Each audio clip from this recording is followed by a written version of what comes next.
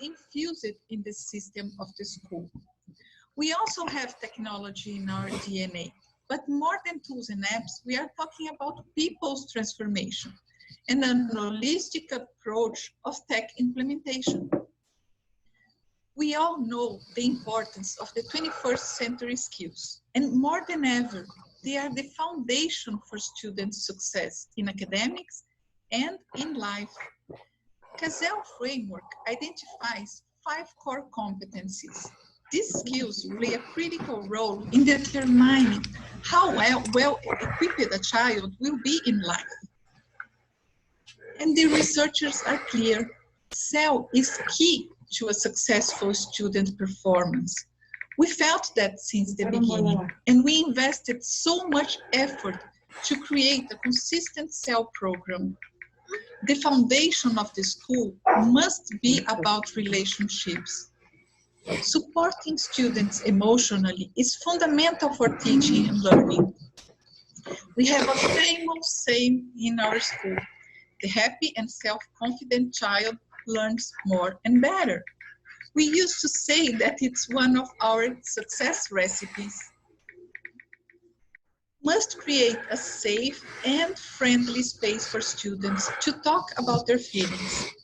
At Yale Center of Emotional Intelligence, they have an interesting approach: 5 social-emotional skills: recognizing, understanding, labeling, expressing, and regulating emotions. Foster a positive and growth mindset. It's also important to develop students' self-esteem and self-confidence. The key to implement these programs, for sure, are the teachers. As they understand and see the changes in their students, they truly believe that SEL is the foundation for everything else. It's important to create socio-emotional programs for the teachers too. We need to have the sensibility to understand our teachers, help them grow, give them self-confidence, help them create a growth mindset, and lead them to become lifelong learners. Most of the SEL aspects are learned by examples, not just by teaching it. That's why it's so important to engage teachers. They have to practice in their daily lives what they want to teach to their students. They have to walk the talk. One important aspect is gratitude. Studies show that gratitude rewires the brain. We used to practice many gratitude exercises with the students. Usually, students and teachers, they gather for morning cycles and they reflect on how many things they could be grateful for. With the social distance, they have the gratitude pot, where students and relatives can write their gratitude messages and gather all in a homemade pot to share the reflection at the end of the day or the week. With technology, they created a virtual gratitude pot. We also promote many online activities that gather the families and bring them closer to each other. Recognize and acknowledge feelings. It's important to help children regulate their emotions. Self-awareness is important for a healthy relationship with ourselves, the others, and the world. This is one of our projects: me, myself, others, and the world. As an example, these 5th grade students, they spread messages of love and praise all over the school and in their daily lives. SEL approach is embedded in all subjects and contents: arts, music, science, language, and Microsoft Cognitive Services are excellent to help them play with their faces and emotions. In tech classes, they created their own avatars, teacher included, with Paint 3D and other apps. They also made a self-portrait. Technology brings new ways to deal with emotions. MergeQ, Minecraft Code Builder, even Microbit and Lego are used to help them express their feelings. Our project, Health and Well-Being, motivates students to have a healthy and balanced lifestyle, incorporating healthy eating habits, sports, hydration, and so on. As they learn to take care of themselves, they create empathy for others. They start to take care of them, and from there, they are ready to take care of the environment. We have many projects about the Sustainable Development Goals. We are also Teach SDG ambassadors, part of the UNESCO Associated Schools, Eco Schools, and Global Schools program. This holistic approach includes all the 21st century skills. These students are really engaged in all these projects. From a school compost to a sustainable development robotic challenge, they feel empowered to change the world. Important to develop a global citizenship and create opportunities for students to understand their own culture and respect others. Students love to share what they have learned about our culture and country with children all over the world in Teams meetings and Skype sessions. They normally prepare sways, PowerPoints, and use robotics for these cultural exchanges. We have an amazing project, a chatbot about bullying, where students created a chatbot that is available in Teams and they can access it anytime. It's an ongoing project that brings awareness about bullying and cyberbullying. This project was even highlighted at the AI Tour Brazil last year as an innovative approach and use of AI. Students are protagonists and they have space and freedom to express themselves. STEM activities like Hacking STEM provide resources to discoveries, teamwork, and collaborative knowledge construction. And they became confident for bigger challenges. They are ready to public presentations in big events like BET Brazil or welcoming visitors during the Microsoft Showcase School Tours. And I must have to confess that we are so proud of them. They are also ready for volunteer programs.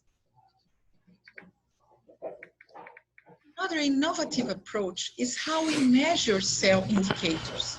We have partnered with Scholastic, that is a startup, with tools that create a social-emotional profile for each student and each group.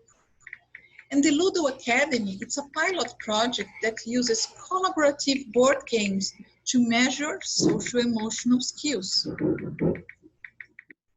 Social distance brought some challenges, but our teachers were ready. We gave them support and they are doing a great job in live sessions and creating an excellent digital content for the students. Technology helps students and teachers develop many skills that supports well-being. I will show some examples of cell activities we are developing during the remote learning. More than ever, we must help our students to cope with anxiety and social distance. They must feel cherished and loved. Their voices must be heard. Teachers are giving their best to motivate and engage their students. Collaborative knowledge construction, teamwork, foster empathy, and brings students closer. Even during the time of remote learning, they have virtual group tasks that helps bring them closer. They present their assignments during Teams meetings and they love to create beautiful presentations using PowerPoint. We are preparing them for the MOS certifications. And Team is an excellent tool to help students develop projects, contribute, and understand other points of view. In this 8th grade activity, Spread Kindness and Praise Someone, the assignment was to be kind to the people they live with and to reflect on the result of this act of kindness. They prepared sways and PowerPoints to share the results and the reflections with their peers. In this fourth grade activity, they shared what they normally do to become calm and centered, especially during this time. They posted pictures of them doing yoga, gardening, playing guitar, piano, and even the teacher is playing keyboard. The same thing the seventh grade did with the assignment of the good deeds. They helped their parents and families with the house chores and did something nice to someone. We even gamified these actions with a Finnish game. Educators, they encourage students to fully experience their feelings and senses. In this third grade activity, the teacher presented a sway about colors and how we can relate colors to feelings. They chose colors, linked to feelings, and presented to their peers. For the life classes, the seventh grade brought an object, hat, or clothes that called up an emotion, memory, or feeling. To keep students happy and engaged, students are using creativity. For this ninth grade science class, they chose to attend the class with a beach theme and dressed accordingly. It was really fun. We have a project called Today You Are the Teacher. They started in the beginning of the year and they continue online now. They can share with their peers any knowledge that they have. They prepare presentations, usually with PowerPoint or sways, videos, and they bring whatever they need to show their expertise. With these projects, kids are improving their self-esteem, they are proud of themselves, and even inclusions. They show that we are all good at something and it's worth to be shared. Accessibility empowers every child. They are also creating a time capsule. They are writing a letter for themselves to be opened in a few years from now. And they have to share their feelings about the social distance and what they expect for their future. We cannot forget our students with special needs. And with the right tools and love, teachers are helping them to develop their self-esteem and learn the content. They love the book club. They are free to choose their readings and share their impressions and thoughts with their peers using OneNote and Minecraft. Technology helps a lot giving a voice to the students. With remote Minecraft lessons and activities, they express themselves, work collaboratively, and enjoy themselves while learning new concepts. SEL can be approached in every project or activity. Another example is this Minecraft activity in Stream, where the teacher inserted the forms during the presentation to ask students how they are feeling. This template idea was provided by Microsoft, and it's really nice. Talking about gratitude, it's important to say a big thank you to all of you that are helping and motivating leaders, teachers, and students to, as you usually say, achieve more. Dina, that is leading so well our Showcase School program, Sonja de la Fosse, Anthony Salcito, and Mark Sparrow, who is always inspiring us to deepen our SEL program. Thank you very much.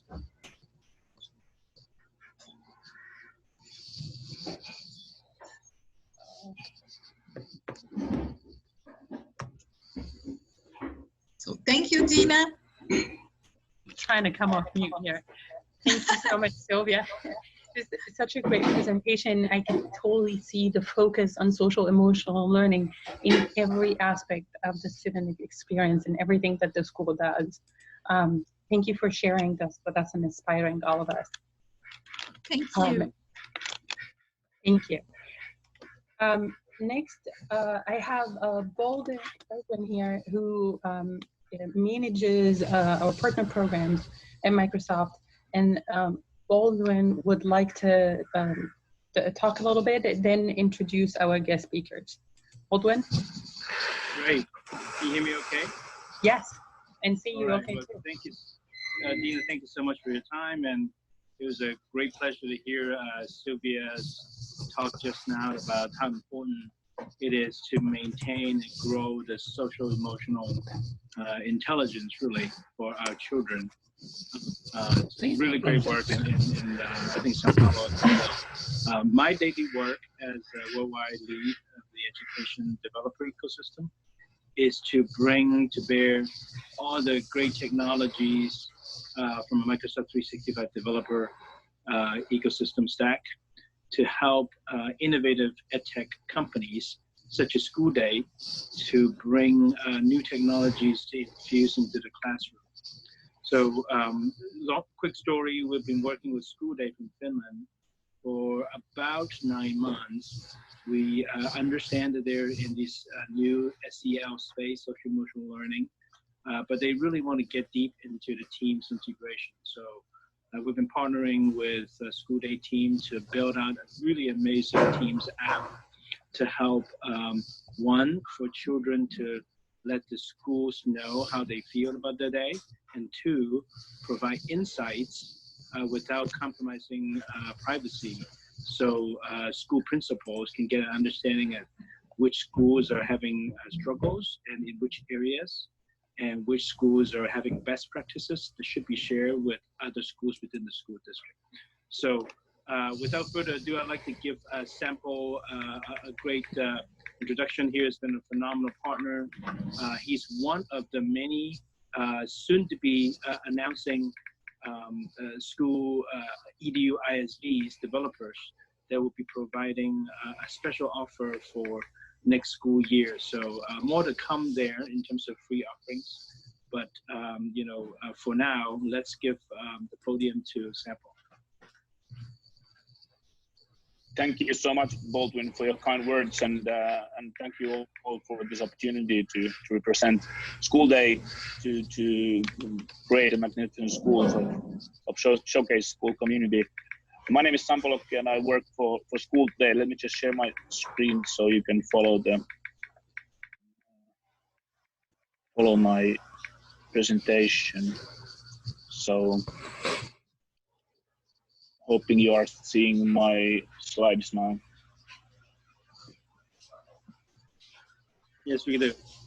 Yeah, perfect. So School Day is a company that focuses on well-being and social emotional skills and learning development in schools. We've been working for 2 years now towards better understanding, finding challenges, finding unique pain points in school well-being, and promoting social emotional skills in schools. At the moment, we have actively about 15,000 users in about 250 schools in 50 countries as we speak. We know that there's a huge problem in schools, and definitely is in student well-being, and providing adequate social emotional learning and skills development for schools. Finding exactly, we know each schools are different. We know that all of the schools have different problems, and then with School Day we can identify those problems. I was very interesting listening to previous talker Sylvia about their school and what they've done towards social emotional learning in their school, and that's huge, and that's a lot of the same values that we share with School Day. Our model is based on research, and we are doing a lot of cooperation with different universities in different projects. The whole model is backed up by 30 years of research on school well-being in Finland, what we understood to be actually universal, and all the schools around the world will have similar kind of problems.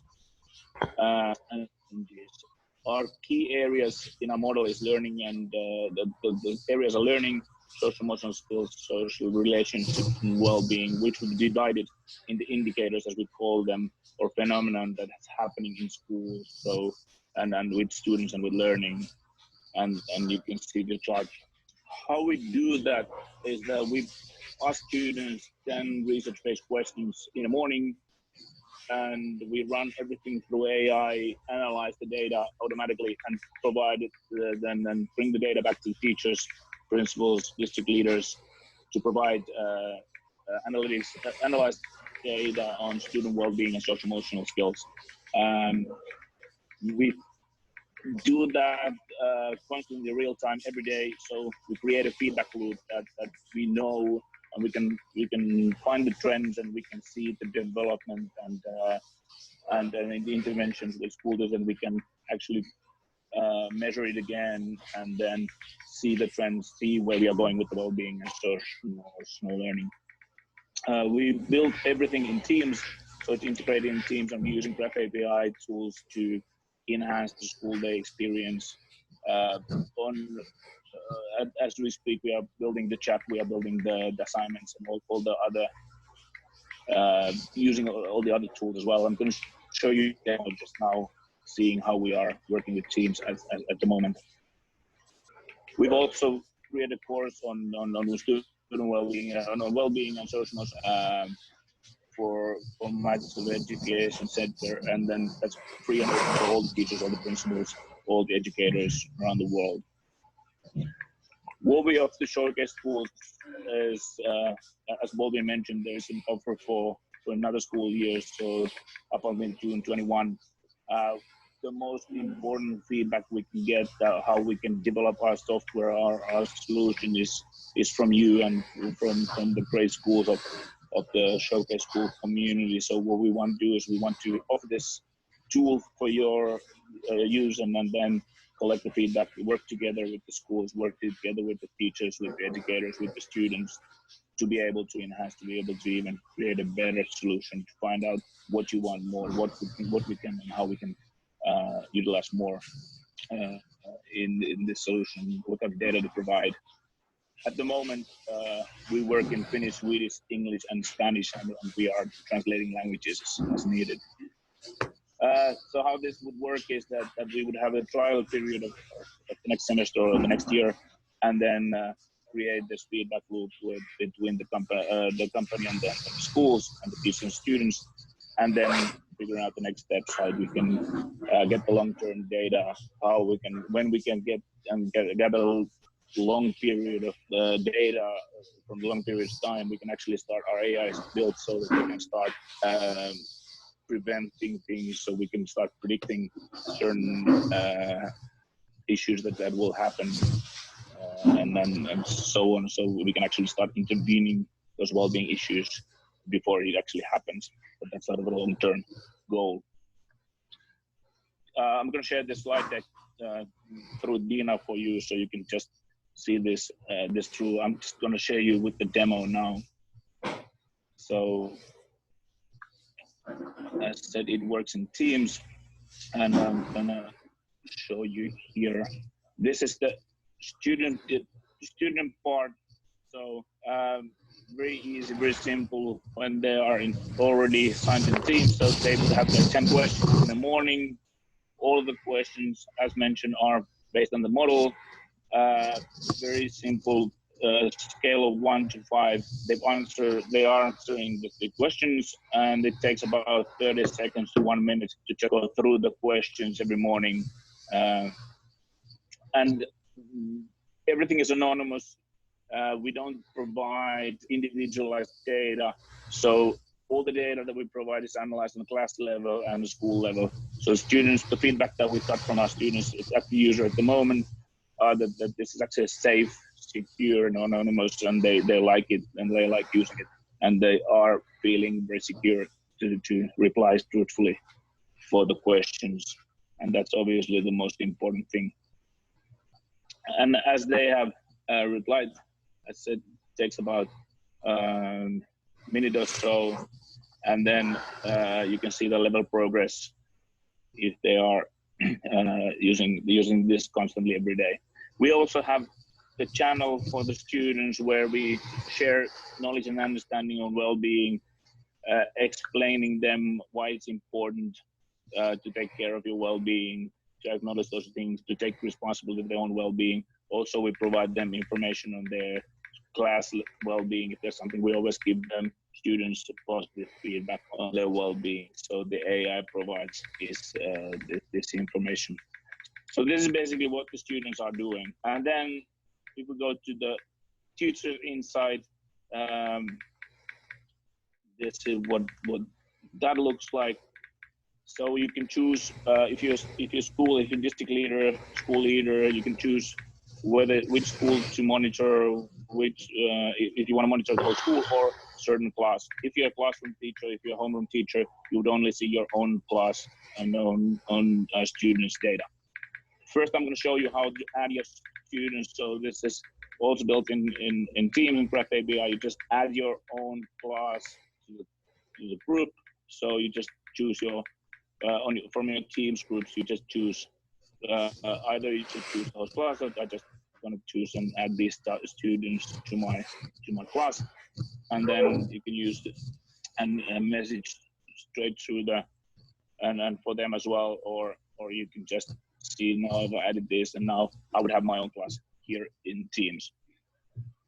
And how the data is shown, this is what the insights look like. These are the phenomenon cards. So these automatically generated, AI generated cards, and we provide always 3 of the most positive indicators and 3 of the most negative ones. For example, here you can see that the trust between teachers and students is good. So if I flip the card, I would get an understand that there's an explanation why we show this card, why this is important, how to address this with your students. If it's a negative card, for example, teacher encouragement, so it seems that your students need a bit more encouragement, we offer some light intervention, like something to say to the students, something to explain how this is important, how to address this with your students. So this is even if the teachers, they only have a little time during the day, they can just get the cards and just look at the cards, seeing, because these are always changing from day to day, depending on the indicators and depending on the data of the answer. And these are 4 indicators as shown in the model, and you can see the overall score. Now this is a demo data, so none of the schools actually this 4 with the results, but this is always one from 0 to 100, and then it gives you an understanding idea where the learning is going. So we've weighted this average so that if this meter is on green or yellow, things are pretty good. Always if it's on red, there is some concerns in that area. And if I, for example, take the social emotional skills, I would see the trend over 4 weeks, or I can just see the trend over 3 months. It depends, and these are the week numbers, so you can follow the trend. And then these would be from the model, the indicators that will provide and gather and collect, generate data for social emotional skills. And now if I take the emotional skills, I can see that there are 3 questions that we ask from students that are collecting data. So I don't get stressed easily is a very important question about the stress level, and this would be the class trend. So these are all the answers.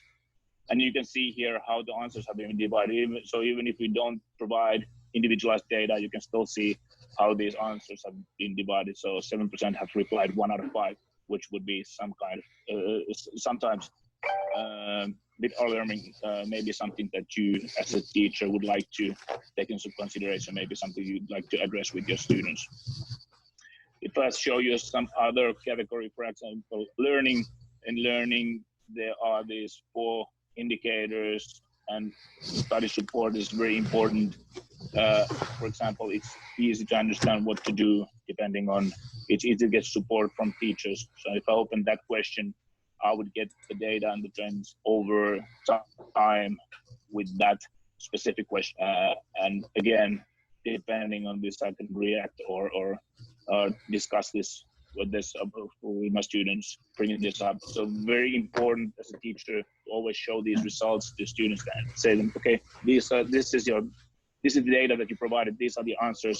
How we can together help our class to enhance this, to develop the well-being and social emotional learning of these parts. You can also compare. This is not demo. It's pretty much the same data, but if you opt out, the school data, this would leave you with your own class data, but if you want to compare it, you can just add it on.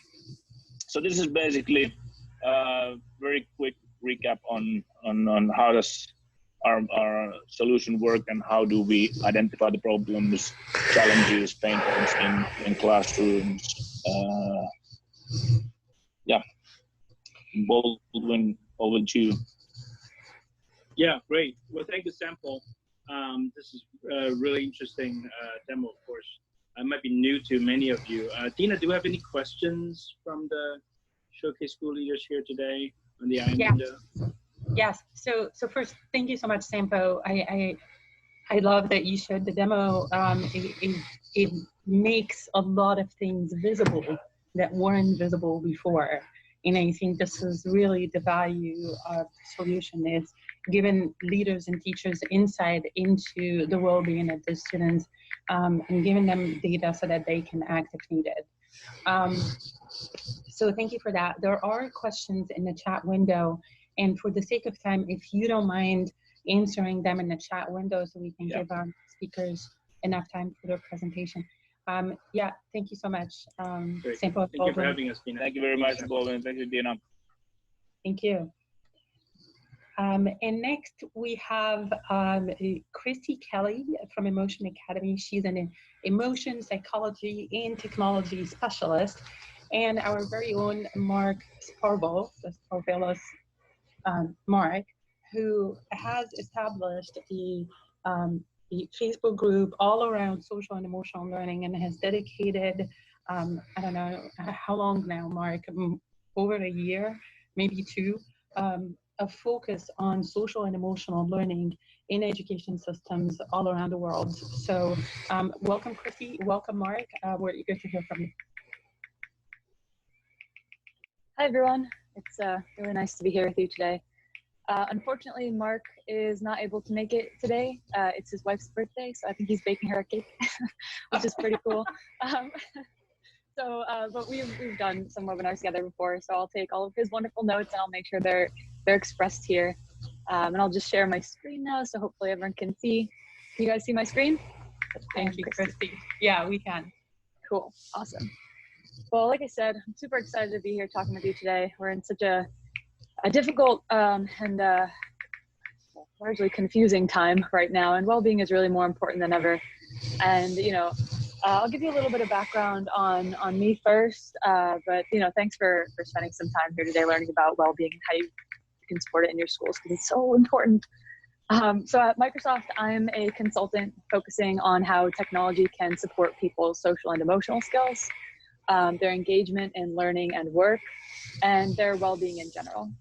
I'm also the founder of UQ, an emotion check-in app that's used by schools around the world to support SEL, specifically emotional intelligence, and also in general well-being.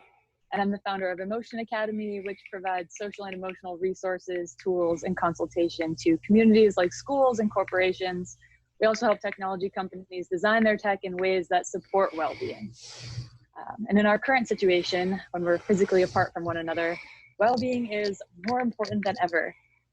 We've had to, rapidly adapt to very new circumstances, and these social and emotional skills will help us find new ways of, taking care of ourselves, but also taking care of each other and staying connected as a community. So thank you very, very much for taking some time to learn about SEL and well-being today. And I'd like to start off by just giving ourselves a moment to pause and take a breath. I feel like we all have a lot going on right now, and this presentation is focused on school community well-being, and that means taking care of ourselves too. So as much as we want to jump straight into learning, I've seen a few webinars recently where some of the world's most amazing psychologists just have this wonderful way of reminding us all to just pause for a moment, just breathe. So let's give ourselves a moment to do that. Look inward and just take a deep breath.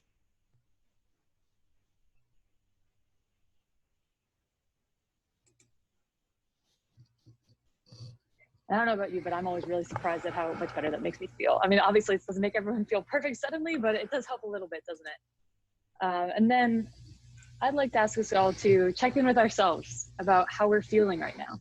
So really giving ourselves a moment to check in and identify which emotion we're experiencing. Are you calm? Are you excited? Or maybe a little bit confused? I hope you're not feeling anxious or angry, but if you are, that's okay. Those are emotions that we all have sometimes too. And maybe some of these memes or some of the emojis and emotion words on the next slide can help you identify which emotion you're feeling. Sometimes seeing them laid out for us can be super helpful for us to support that emotional granularity and self-awareness. Whatever emotion you're feeling, have a think about why. Why are you feeling this way right now? What can you learn about yourself by reflecting on this? What does it tell you about your needs and your goals? And what does it tell you about how you engage with the world around you and how you connect with others? Now think of someone that you could talk to about how you're feeling right now. A person who would listen with care and with whom you could share your excitement or vent your anger or enjoy a sense of calm, or with whom you could work through some anxiety. This might be a partner, a friend, a family member, maybe a colleague, or even a therapist or a psychologist. It feels comforting to communicate about how we feel with someone who cares. But the funny thing is, sometimes we don't give ourselves the opportunity to pause, reflect, and understand how we feel quite enough. And certainly, students don't get this enough a lot of the time. And did you know that when it comes to this kind of stuff, students kind of feel, when they're not asked about how they're feeling, that they're not cared about. And even as adults, we all feel that when we don't get enough opportunities to check in with ourselves and express ourselves to people who care, it can be really wearing. And we all know that burnout is rampant amongst educators, especially during these difficult times. And at Emotion Academy and UQ, we're working with amazing teachers all over the world and have surveyed decades of research to discover how we can improve student and teachers' well-being and also their engagement and their outcomes. So these are very tied together.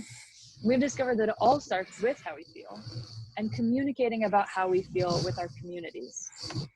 But all of us kind of have a tough time knowing when and how and to whom we can open up and express ourselves. And for kids, that's particularly difficult, but it's really important that they do communicate, especially with you, the adults who are trying to help them succeed. So that's where we come to this idea of emotional check-ins and building them into part of the learning process. So what are some components of emotional check-ins and conducting them successfully? Well, number one is giving students and ourselves opportunities to pause and reflect, just like we did earlier, so that we can all develop healthy habits of checking in with how we feel and connecting to what's going on. And then number two, it's empowering our students or ourselves with vocabulary or images that help us identify how we're feeling or express how we're feeling in ways that other people can understand. I'm gonna go into this a little bit more later, but essentially it's what you see here above. And then number three is providing a safe place that students can comfortably practice their skills of self-expression. And then number four is reminding your students or your colleagues or even yourself, you care and you want to check in and you want to listen. And then number five is consistency. Above all, our research shows that we need to give students these things consistently. It needs to become an everyday part of classroom life, or at least an almost everyday part of classroom life. And these things, just like I said, you can do for your students, but you can also do for yourself, you can do for your colleagues, and you can do for your family. Emotional check-ins are very, very powerful exercises. And now, possibly more than ever, many of us are experiencing a lot of emotions. And at the same time, our social and emotional support systems have been disrupted in very big ways. Even something as simple as a supportive conversation with a colleague in passing in the hallway is not as available to us as it used to be.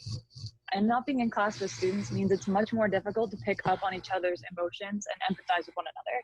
And that goes from student to teacher and also from teacher to student, because students pick up a lot from you when they're in the classroom with you. And a lot of their sense of belonging comes from the emotion that you share with them. And when we're emotionally stressed and separated from our communities, it can be much more difficult for us to be aware of our emotions and the emotions of others. And it can be more complicated to communicate about our emotions clearly, intentionally, and thoughtfully. And right now, many students and educators are missing the way that they feel in school. They're missing being with each other most of all. And not everyone finds it easy to socialize through technology, and not all people are adapting to online communication at the same pace. And this can lead to emotional distance, which can have a big impact on students and educators.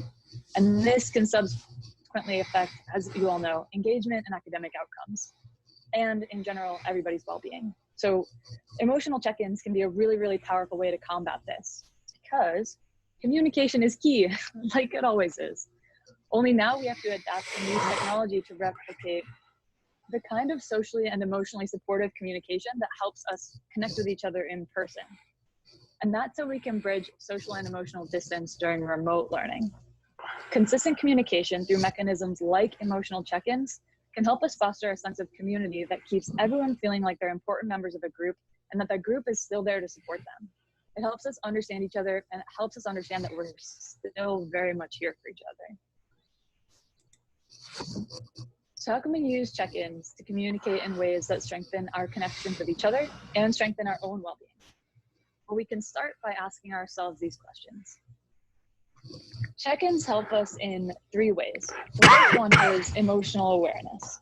They help us address questions around how I can become more consistently aware of my own emotions and how I can become more consistently aware of other people's emotions. So this goes for us and it goes for kiddos. And the second one is the structure of an emotion check-in helps us express ourselves in thoughtful, intentional, and clear ways. So asking that question of how can I express myself more consistently in ways that are thoughtful, kind, and clear. And here's where emojis or even memes and definitely emotion words can become really, really helpful in helping everybody find a common language for expressing themselves about emotion in ways that others can understand.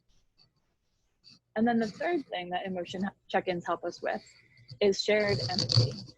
It helps us achieve a kind of communication that helps us get the connection and support that we need by voicing ourselves, and it helps our kids get the connection and support that they need because we can better understand them because now they've raised their voices. And check-ins help us all have empathy for each other because at the end of the day, people remember how you made them feel. And so if we ask ourselves, is our communication increasing empathy, understanding? Is it helping us feel connected and supported and like we belong and like people care about us? Then we've achieved positive communication that facilitates empathy. And we can really do that through check-ins. Check-ins facilitate empathetic communication, and empathetic communication helps us understand each other. Check-ins can help us recreate the social and emotional aspects of school life, like inclusive culture and supportive interpersonal relationships. And these not only help our well-being and the well-being of our students, but they get kids more engaged in learning. And if we can understand each student's circumstances, their experiences, emotions, challenges, goals, and strengths, then we can connect with them more meaningfully, but we can also get a little bit more specific about how we support them. And we can get more specific and personalized, we can support them more effectively. Here we have some tips for checking in during distance learning. I'll just review a few here quickly, but it's largely about making sure, going back to some of those key points that we talked about before, where it's, giving this space, reminding people that you're here and that you care, that you want to listen. But there's also an important aspect of being a role model for this type of communication. So if you do it with your students, if you ask them to complete check-ins, you can give an example of how you yourself complete the check-in. Or maybe when you're back in the classroom or on a video call together, you can show them maybe in moments when it's appropriate, like when like your emotions are pretty high or everyone's pretty excited or everyone's frustrated by something, how you do your check-in for yourself to help things smooth out in that moment, identify what you're feeling and identify what you need in order to address the situation. And then we have some notes about reaching out. So open door policies are incredibly supportive, but for some students, walking through open doors can be kind of intimidating and challenging. So if we reach out to students or reach out to colleagues that we haven't heard from in a while, that tells them that we're inviting them to tell us how we're feeling, that we want to hear from them and that we care. And especially if we do that in a way that helps them express themselves more easily. So sometimes asking someone, how are you feeling, is, whoa, where do I even start? And so we sometimes get answers like busy or okay or fine or I don't know.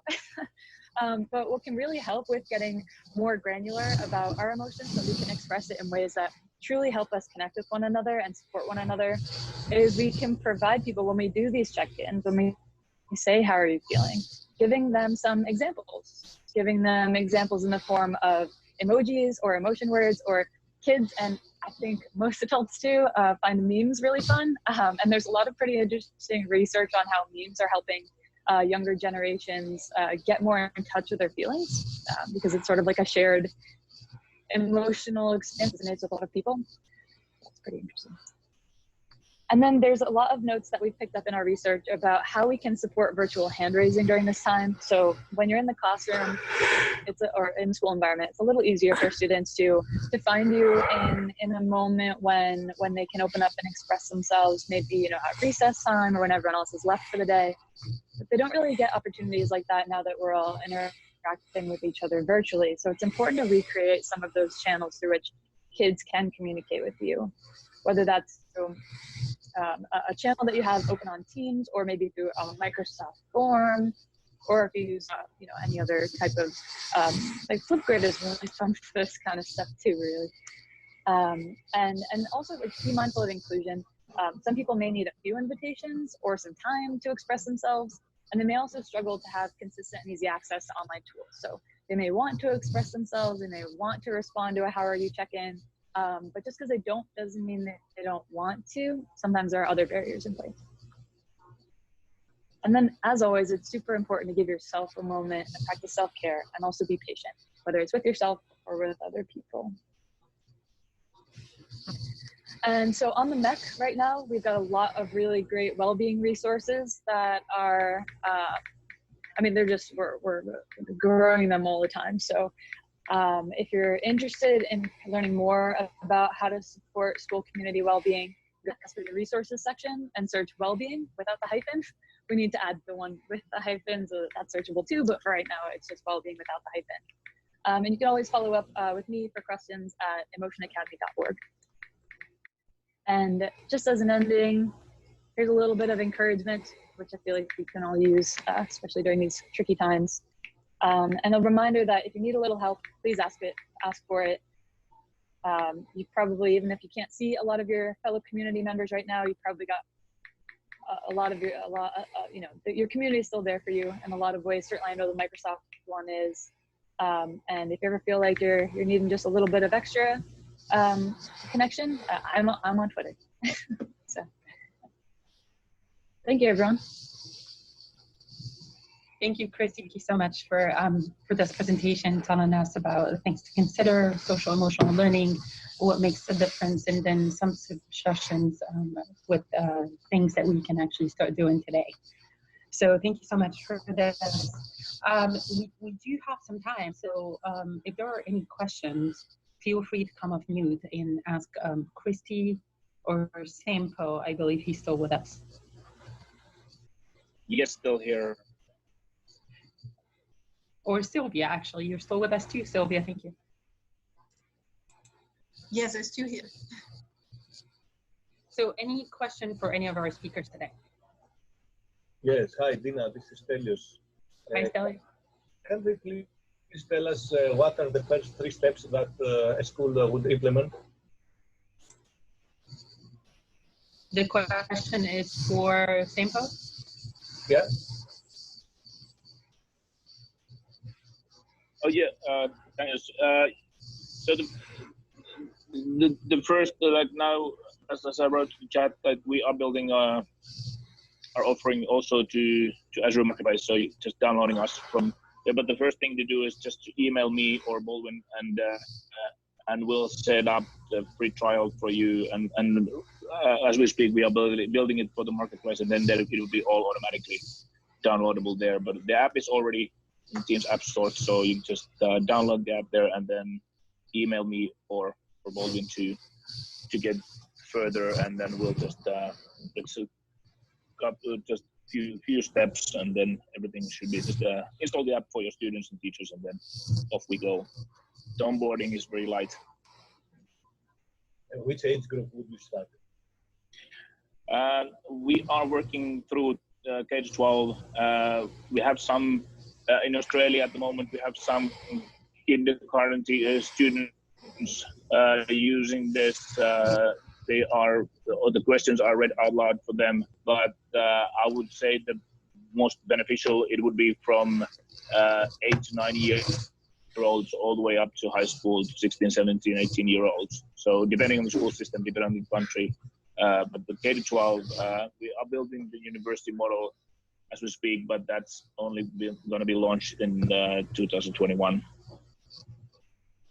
Okay, great. Thank you.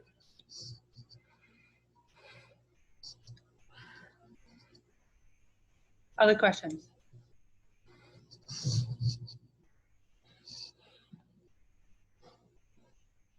Yeah, and if I can just add that there've been questions about the language. So even if we don't provide this application yet with your language, then just please email me, and then we'll figure out, and we'll see what we can do with that as well, with the translations.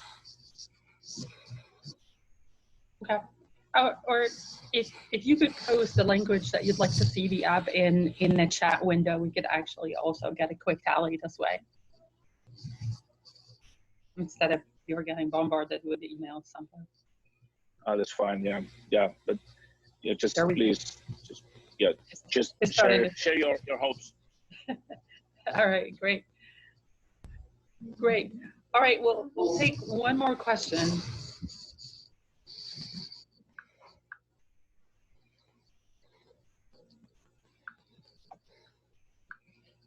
All right, so everybody's quiet today, and this is absolutely fine.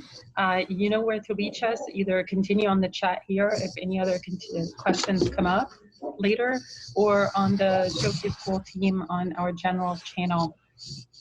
Thank you so much to everybody for joining us today. Thank you to our speakers. It's been really great to spend an hour talking about social emotional learning and the well-being of students, and I think we can extend this to the well-being of teachers who are probably under a ton of stress right now, and the well-being of leaders and the well-being of parents and everybody. So, and don't forget to take care of yourself. I think if we don't start with ourselves, it'll be really hard to take care of others. So thank you for taking the time, and I look forward to our next conversation. Between now and then, let's continue to engage and connect on Teams. Take care, everybody. Thank you. Thank you, everybody. Thank you. Thank you. Bye-bye. Thank you. Take care. Thank you.